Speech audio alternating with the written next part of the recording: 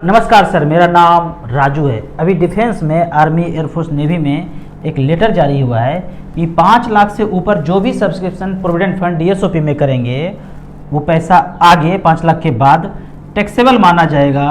Limit जो है 5 लाख रुपया सेट कर दिया गया। तो यहाँ पे देखते हैं कि मान लीजिए कि कोई व्यक्ति 1 लाख रुपये पर मंथ करते हैं तो 12 लाख साल का हुआ, तो 5 लाख तक तो छूट है, टैक्स के दायरे में आप नहीं आएंगे।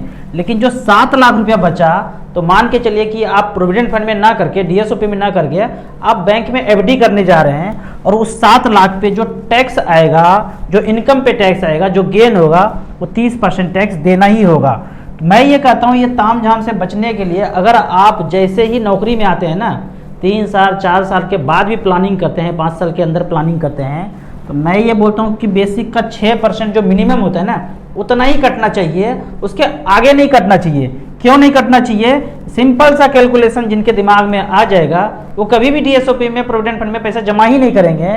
यहाँ पे देखते हैं, मान लेते हैं कि कोई व्यक्ति 1 लाख रुपया पर मंथ डीएसओपी में करते हैं और ऐसा 20 साल तक करते हैं, करते ही रहते हैं। जितना दिन नौकरी करेंगे प्रोविडेंट फंड में पैसा तो जमा ही होते रहता है। 20 साल करते हैं और एवरेज 7% का रिटर्न में देखूं यहाँ पे, तो टोटल जमा होगा 20 साल में 2 करोड़ 40 लाख, पैसा बनता है 5 करोड़ 23 लाख रुपया। अगर यही पैसा डीएसओपी में न जाके mutual fund, SBI, axis, HDFC, ICC bank वाले म्यूचुअल फंड में जाए, जिसको मैं थोड़ा सा सेफर मानता हूं कि उनका बैंक भी है, म्यूचुअल फंड भी है, वहां आप मिड कैप, स्मॉल कैप में रख के छोड़ते हैं और 20 साल तक कंटिन्यूस वही रहता है और मात्र 12% भी रिटर्न मिलता है, तो 9 करोड़ 99 लाख रुपये बनता है। 15% या 14% के रेट से देखते हैं, 14% के रेट से बनता है 13 करोड़ 16 लाख रुपया, जबकि 7% के रेट से 5 करोड़ 23 लाख रुपये बनता है। और आने वाले दिनों में, आगे 20 साल का बात कर रहा हूँ, एवरेज में 5% का रिटर्न कैलकुलेट करूँ तो 4 करोड़ 12 लाख रुपया होता है। आज से जो पैसा जमा करना शुरू करेंगे ना, 1 लाख रुपये पर मंथ, उनको लगभग ज़िंदगी में 4 करोड़ रुपया ही बनेगा अगर 1-1 लाख रुपये पर मंथ डीएसओपी करते हैं।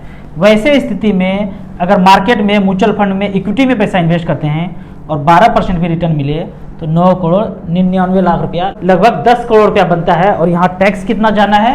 मात्र 10%, गेन पे 10%। वहाँ डीएसओपी में नया नियम, नया फरमान क्या आ गया है कि आपको 5 लाख के बाद 30% का टैक्स देना ही होगा।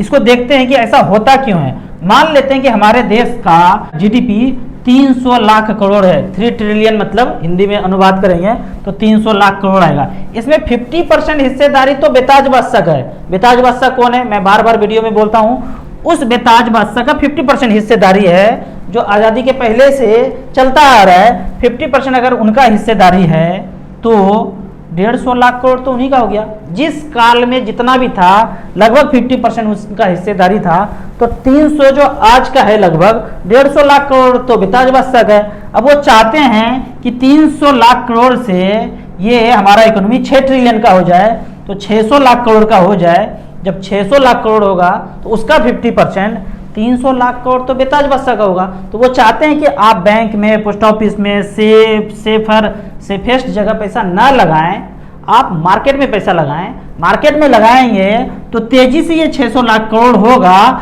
जब ये तेजी से होगा तो बेताज बादशाह का भी हिस्सेदारी 300 लाख करोड़ पे जाएगा। हम 10 पे आएंगे, 15 पे आएंगे, 20 पे आएंगे तो 50% तो उन्हीं का है। क्या पता 60% भी हो सकता है आने वाले दिनों में, 70 भी हो सकता है, 80 भी हो सकता है। जितना भी होगा वो उनका है। बचने का उपाय ये है कि सब मिलके उस बेताज बादशाह को ढूंढा जाए, रिक्वेस्ट किया जाए, भाई ऐसे क्यों कर रहे हैं? 50%, 60% आपके पास ही जा रहा है, तो हमारे पास तो कुछ बच ही नहीं रहा है। या फिर दूसरा उपाय है कि इनके साथ आप भी पैसा मार्केट में इन्वेस्ट करते रहिए और अपना हिस्सेदारी बढ़ाते रहिए और आप भी थोड़ा थोड़ा अमीर बनते रहिए मार्केट के साथ। फिर आपका एक बेहतरीन क्वेश्चन होगा कि पैसा लगाया कहाँ जाए, तो इसके लिए आपको starsip.in के वेबसाइट पे जाना है। यहाँ पे बिना लॉगिन किए हुए इस ग्राफ को टच करना है।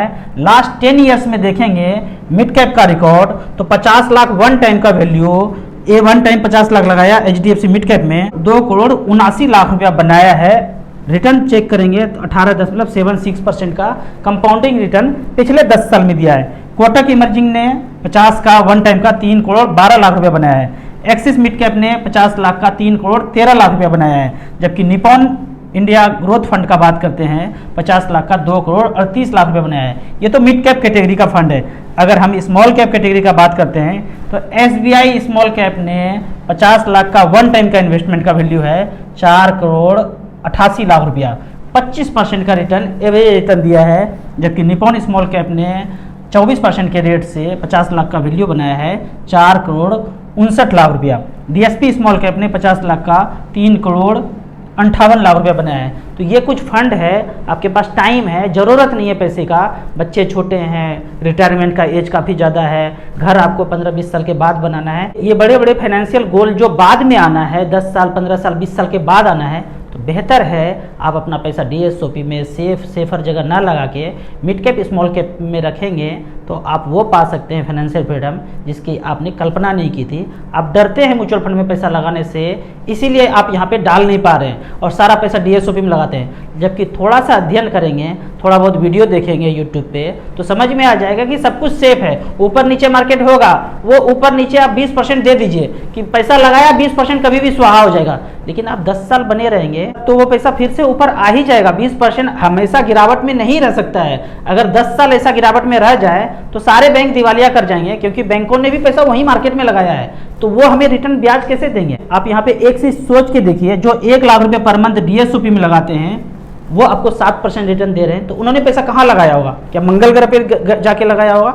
उन्होंने ही पैसा अपना भी मार्केट में ही लगाया होगा। मान लीजिए उनके पास 10 लाख करोड़ है, वो 10 लाख करोड़ मार्केट में ही लगा के आपको 7% दे रहे हैं, तो वो अगर मार्केट में आपका ही पैसा लगा रहे हैं तो डायरेक्ट आप ही लगा दीजिए। आप 15%, 16%, 20% तक अपॉर्चुनिटी है कि आप वहाँ से जनरेट कर सकते हैं। आपको इसी तरह म्यूचुअल फंड के बारे में और कुछ जानना है, इन्वेस्टमेंट के बारे में जानना है, तो इस नंबर पर मुझे व्हाट्सअप कर सकते हैं। आप यदि मुझे अपना एडवाइज़र बनाना चाहते हैं तो दिए हुए ऐप में रजिस्ट्रेशन करने के बाद हमसे डायरेक्टली जुड़ सकते हैं। आप यदि चंडीगढ़ के आसपास रहते हैं तो आप अपने यूनिट्स में, अपने ऑफिस में हमें फाइनेंशियल प्लानिंग के क्लास के लिए बुला सकते हैं। वीडियो अच्छा लगे तो व्हाट्सएप यूनिवर्सिटी में इसे ज़रूर शेयर करें। Thank you so much.